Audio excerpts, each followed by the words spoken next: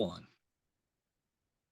Hello, everyone, everywhere. Pastor Robert Thibodeau here. Welcome to the Kingdom Crossroads podcast today. We're so blessed that you're joining us. How many of you out there have traversed the, let's call them, unfriendly seas of self-publishing a book? I know I have. Being a published author is awesome. I mean, it gives you authority and credibility and all that. It can also give you some extra income and, in some cases, great income. Haven't experienced that yet. But it can also be a nightmare. I have experienced that.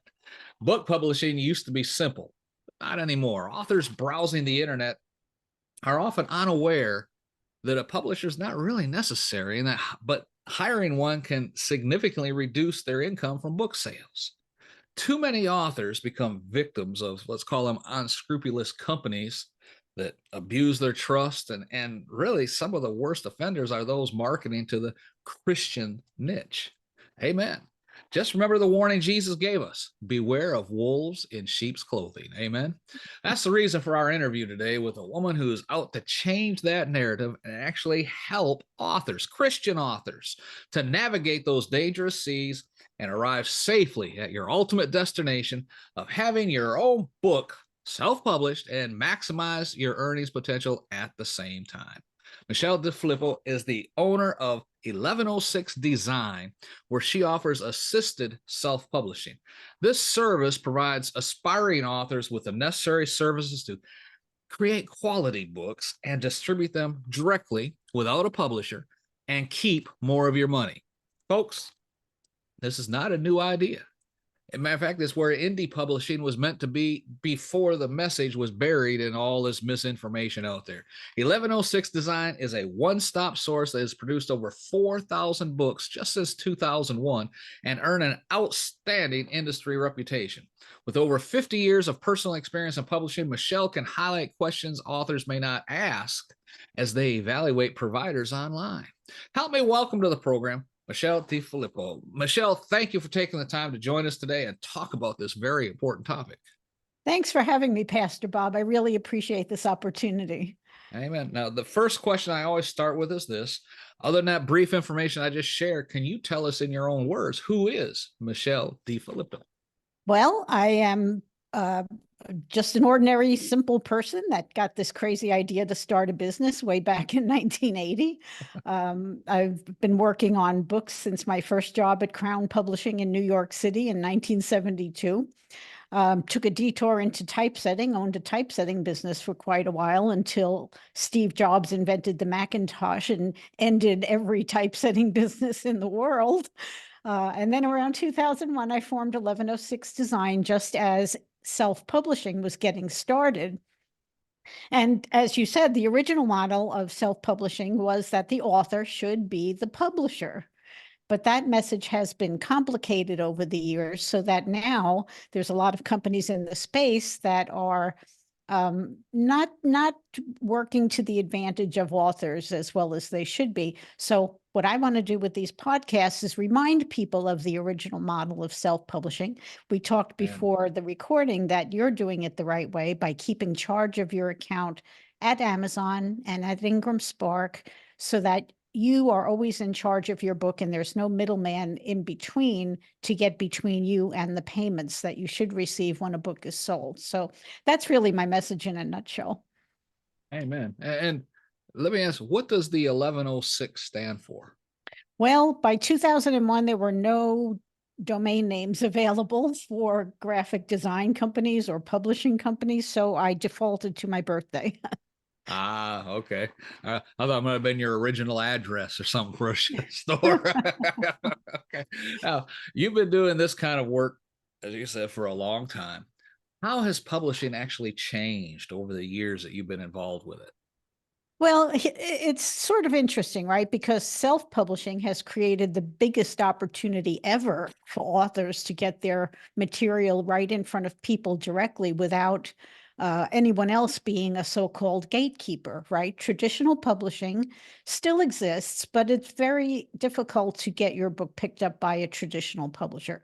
So the original model of self-publishing was that the author would be the publisher. The author would hire the experts to produce the book, and the author would get all the money when the book was sold. these intermediate companies that have come in the space since, called self-publishing companies, hybrid publishers, independent publishing companies, whatever they call themselves, what they're doing is they're charging the author for the experts to produce the book, and they're also taking money out of the author's pocket when a book is sold. So it just doesn't work out very well for authors. And some of these companies, as you noted, are aiming their message specifically at people of faith, which offends me. Amen. Yeah, and so I just decided one day I could sit in my office and keep getting annoyed about this, or I can do something about it. And so I started putting myself out on podcasts here. I want authors to make an informed decision that's best for them.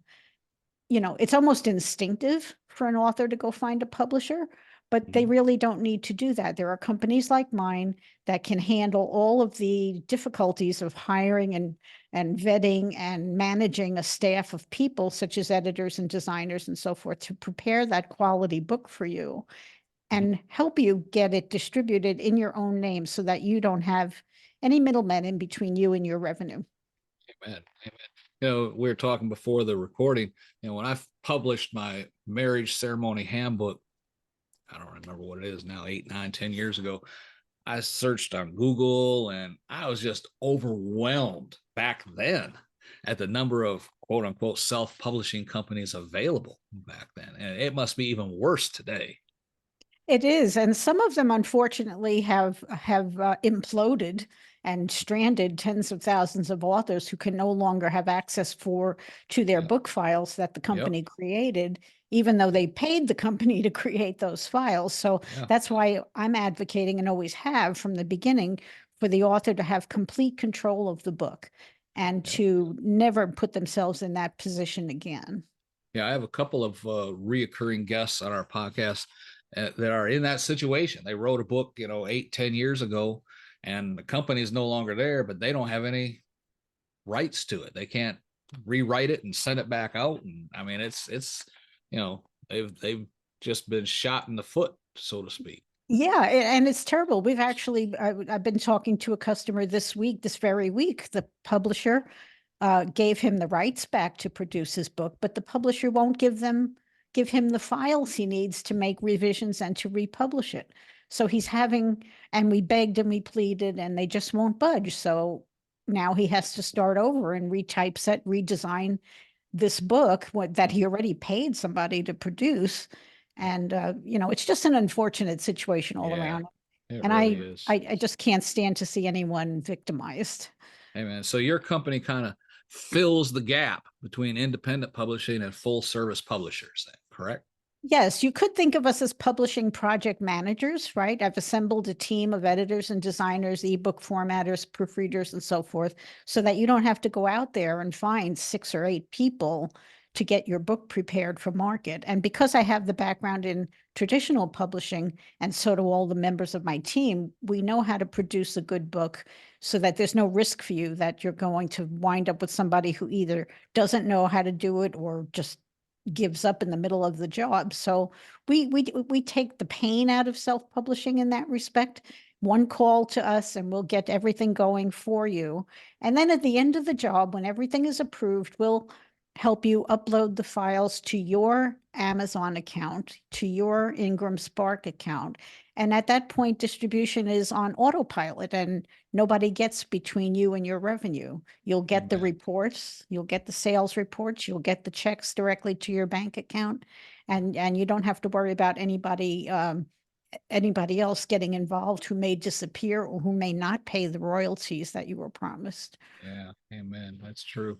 Now, you use an example of print on demand and self-publishing that references, you know, needing a medical procedure done and going to the library and checking out a medical textbook. Can you share that example with us? Yeah, there's a lot of do-it-yourself advice out there, and it's popular because it's what people want to hear. Some of that advice, unfortunately, is offered by people who should know better or do know better. Some of that advice is offered by people who have no background in publishing, and so they're telling authors, go ahead and design your own cover. Here's a template. go ahead and format the interior of your book. Here's a software program. But that's not how a book is produced by a major publisher. Major publishers make a big deal out of the cover because they know it's the first impression that people see for your book. And they're going to decide in about 3 seconds whether or not to learn more about that book and possibly buy it or not. Yeah. So cover design is the most important thing you can do. You should always hire a professional book cover designer because the process we follow is way different than the do-it-yourself model. But Yeah. people sometimes overlook the interior design and typesetting of the pages as well. That's also a craft in itself that major publishers always hire book designers, typesetters to produce the interior of the book. Why? Because we want people to comprehend the text and we don't want poor spacing or poor typesetting to get in the way of that reading comprehension. So that's the way it's done on the professional level. Amen. And a lot of people don't realize, but the back cover is probably as important, if not more important, than the front cover. Because I mean, when I go to a bookstore, I pick up a book. Okay, that looks, because the cover got my attention. First thing I do is flip it over to the back and see. I don't look at the table of contents or anything else yet. I flip it over on the back side and see what that says. Exactly. The back cover is the sales pitch for your book. And every buyer of every product or service is asking themselves one question: what's in it for me? If you don't answer that question on your back cover text or in your Amazon text, you don't have a chance. A lot of authors will, with good intentions, write all about why they wrote the book. The buyer doesn't care why you wrote the book. The buyer wants to know, what is this book going to do for me? So that's should be the focus of your back cover text. Amen. Amen. Can you share a little bit about the process you take with prospective clients when they work with you? Sure. We have a contact form on our website at 1106design.com. And we're going to ask you a bunch of questions because we want to know all about you and your book. And after that, we'll reach out to schedule a phone call with you. We're a small company. We're not a big book factory. So we try from the very beginning to deliver personal service to you and answer all your questions as they come up. You will never get from us a list of FAQs or a robot answering your questions.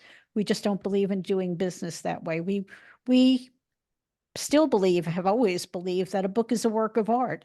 You've put a lot of work into it. You've put your heart and soul into it, and you deserve no less from us to help you create a market-ready book. Amen. Amen. What's the number one mistake you see new authors make when it comes to getting their book published? The do-it-yourselfism Really? that I mentioned. And we've all seen the discussions online where an author will put up a terrible book cover and they'll say, "What do you think?" And all of their friends and family will get on and say, "I love it." And it's, just what I would suggest is that authors go to a major publishing website and then look at the covers that major publishers do, best-selling covers. Yeah. And you will see the difference between that and homemade covers in a minute. I think a lot of times there's no comparison made. So of course, what you did looks good because you're not comparing it to what the professionals do. Yeah. Someone will design 3 covers. They design them themselves, and then they pick the best one. Yeah. Yeah.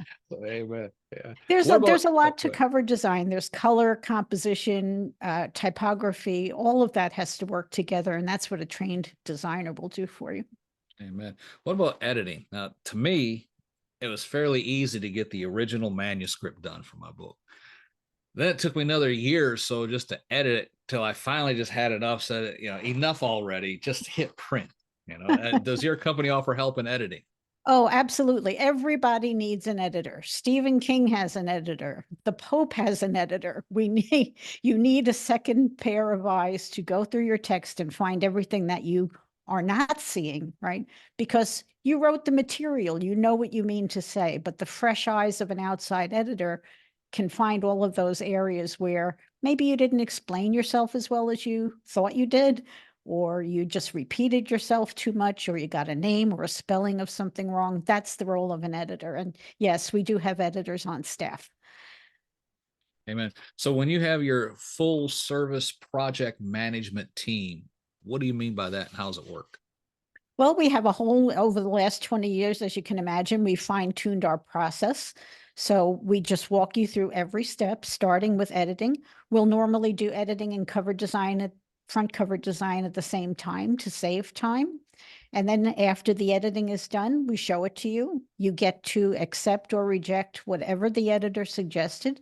Naturally, we hope you accept it, but it's your book, and so you get to decide. And once the editing is done, then we move on to the interior stages, which is typesetting. Then we proofread everything after it's been typeset to give that last final cold eye look at what the customer is going to get. And then after that's done, we upload your files to the print on demand platforms, to your print on demand platforms. Then we'll make the ebook. And after that, it's all on autopilot. And we're always there for you for questions and concerns. But after that, our job is done. Amen. Amen. Let's move into that marketing aspect then for some pointers on that. We have the book written, we have it edited, it's ready to print, cover, everything looks good. How are we going to market it? I mean, for me, way back in, I just threw it up on Amazon and let the algorithm kind of do its thing, which took a couple of years before it started churning out some monthly profits. I know that was not the proper way, but as all I knew was just throw it up there and see what happens. So how do you go about helping in the marketing effort? Marketing is a challenge. In fact, I would say authors think it's the biggest challenge they face once the book is published. So, it's a challenge on two levels. First, authors don't know what to do and how to do it. And secondly, if you hire a professional marketing company, it can get pretty expensive very fast. So that's why we offer on our website a couple of alternatives to that. One of the popular ones is author marketing training, where a marketing expert, a book marketing expert will train you to market your book. So that's a small one-time expense that you can learn what to do and how to do it. And you can keep doing that for the rest of your publishing career, no matter how many books you write. The other product we offer is research so that you can find your target audience online. What we do is we return a great big Excel file, like say in your instance, you were looking perhaps for pastors. We would give you a database of where pastors hang out online, who reviews those type of books, where are pastors hanging out and talking to each other. That way you can target your marketing to the people who are most likely to buy your book.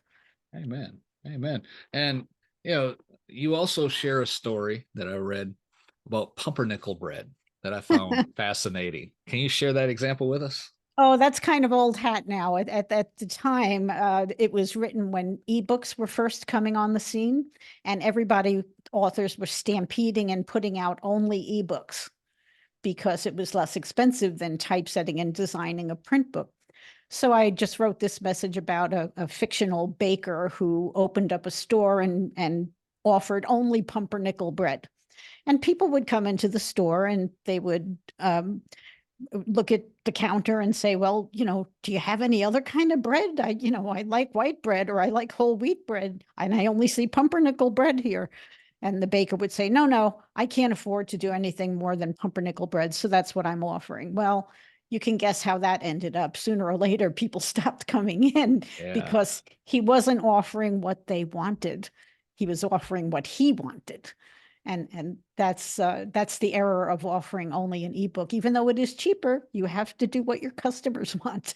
Yeah. Amen. Amen. And me personally, I guess because I'm old school in this, but when someone wants to come on an interview or something like that, they'll offer to send a book for me to review first, and they come in PDF form or an ebook. Okay, if I have time, usually when I'm in front of a computer, it's because I have a mission that I'm trying to accomplish and get finished. It's not where I sit to just kick back and relax and read to read. But the ones that, I mean, I read probably close to 25 books a year, right? And that's in addition to the Bible every day, and other things. But I like having something in my hands that I can sit there and read. Well, oh, you want me dinner? Okay. I fold the page over. Now I know where I'm at. I'm so old fashioned on that. Behind this camera here, there's 4 bookshelves, all full. My grandson came in one day and said, Papa, did you read all those books? He goes, yep, and a lot of them several times, but I can't do that. I can't, if we're talking about something, I say, oh, I got something, I know about where it's at, and I start scanning. Oh, there we go, right here, and I can talk about it, reference. I can't do that with an ebook or something else. Where is it? What folder did I put it in? And you're not that's just me. No, it's not just you. It's actually pretty common. There's been about 3 generations of ebooks, and every time a new generation of ebooks come out, they always predict the demise of print books. But it doesn't happen. Print books are still outselling ebooks for the reasons you describe. And I think all of us are sitting at a computer all day now, pretty much, and you don't want to look at a screen when you're off work. Exactly. So yes, Exactly. and that's why I always recommend that authors produce at least a print book and an ebook. They may even want to consider an audiobook now, because a lot of people are listening and buying audiobooks. They're very popular too. Yeah, I've heard that. I haven't gotten into that aspect of doing that. I'd rather listen, if I'm in my car driving somewhere, I'd rather listen to a podcast of something, but yeah, my daughter, she's an avid ebook. She says, Dad, you need to sign up for, I don't know, she named some company or something. I don't know what it is, but she goes, these books are awesome. You can listen to it in the car. And most of the time, I say 95% of the time I'm in the car, the radio isn't even on.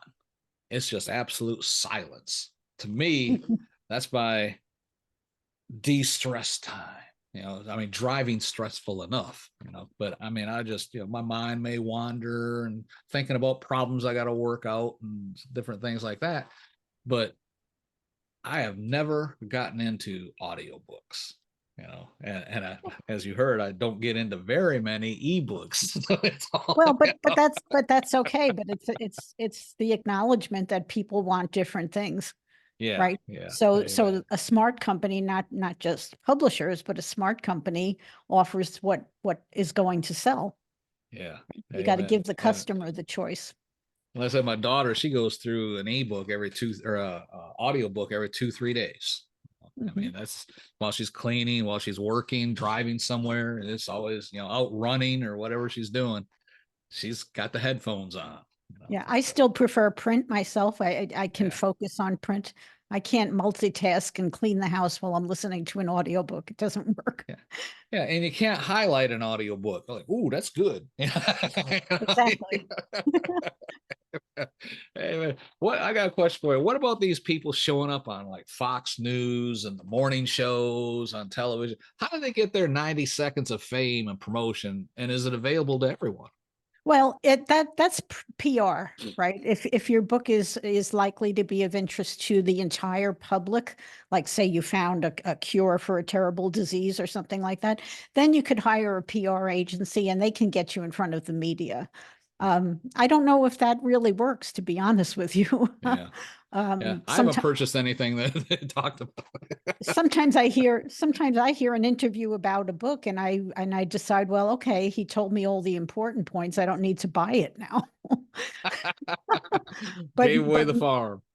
yeah, but for certain books, not every book is a candidate for PR. Every book can be marketed. And if you find your target audience, then it's possible to reach them and make sales. Amen. Amen. So what about someone who is a book written, maybe just publish it through Amazon or whatever? Can they join your organization and republish the book after it gets all cleaned up and improved by your team? Sure, absolutely. As long as they own the rights to the book. If they published it through a publishing company, they have to get the rights back first. And that's where, unfortunately, sometimes they find themselves in the situation where the publisher will not give them the files, but we'll always make an attempt for that. Yeah. So they don't have to start from scratch. And when they republish the book, let's say they let's just use me as example. I have my book, so I own the whole gamut of it, 100%. If I was to republish it, does I have to get a new with ISBN numbers and all that stuff? Well, if not necessarily, if you change the content by more than 30%, then and you published it yourself originally, you can keep the same ISBN and just call it a new edition if you want to. If you change it, then and update it, like say if there's a tax manual you've written or something that's updated every year, then each edition should have its own ISBN. That brings up an important point. One red flag that authors can look for is when a company promises to give them a free ISBN. It's not free. It's one of their ISBNs, and they are going to be the publisher of your book. So that's one thing to watch out for. Ah, Yeah. okay. Yeah, a little Yeah, little and inside knowledge there. yeah, and the other thing to watch out for is the word royalty. Amazon uses the word royalty, but they don't take any of the author's money. Anybody else that uses the word royalty, chances are they're going to be the publisher of your book. They're going to get paid, and they're only going to give you some of the money called a royalty. So remember ISBNs and royalties, and you should be able to steer clear of people who don't have your best interests at heart. Hey man, Michele, this has been so interesting. I could sit here and just pick your brain for hours, but one, because you make it interesting. Okay. And two, there is a definite need out there. I mean, I interview authors all the time who are trying to get the word out about their books. And I know the information you have is important. If someone has a question, probably because we didn't have time to cover it today, or did, and they want more information, it sparked something in their mind, they want more information, how can someone get in touch with you? Absolutely. We'd love to talk to anybody who has an interest. The website is 1106design.com. You can go there and you can download a PDF of my little book called Published Like the Pros. And if you're ready for a consultation, there's a button there to click our contact form, tell us a little bit about yourself, and we'll be happy to reach out and have a conversation with you. Amen. Amen. I'll put links all this in the show notes below. Folks, as you heard Michele DeFilippo share, 1106 Design provides basically end-to-end book design, production, publishing service for independent authors who seek all the quality of the traditional publishing without forfeiting their rights and royalties in return. In addition to that important aspect, they provide coaching services, all kinds of help in development, cover design, editing, even some marketing assistance and ideas, as you heard. But you're the one that's still in control. Hey, man, if you have right now a book you are ready to publish, or maybe one you want to have republished, you definitely need to drop down the show notes right now. Reach out to Michele and her team over at 1106design.com. Amen. Just drop down the show notes, click the links right there. Do it right now while you're thinking about it. Don't put it off. That's what you've been doing for years now. Contact Michele and her team right now. Amen. Michele, again, I appreciate your time coming on and talking all about this important way to get the word out by publishing your own books. I do appreciate it. Oh, thanks go to you, Robert. Thank you for having me. Hey, man, folks, that's all the time we have for today. For Michele DeFilippo and myself, this is Pastor Bob reminding you, be blessed in all that you do.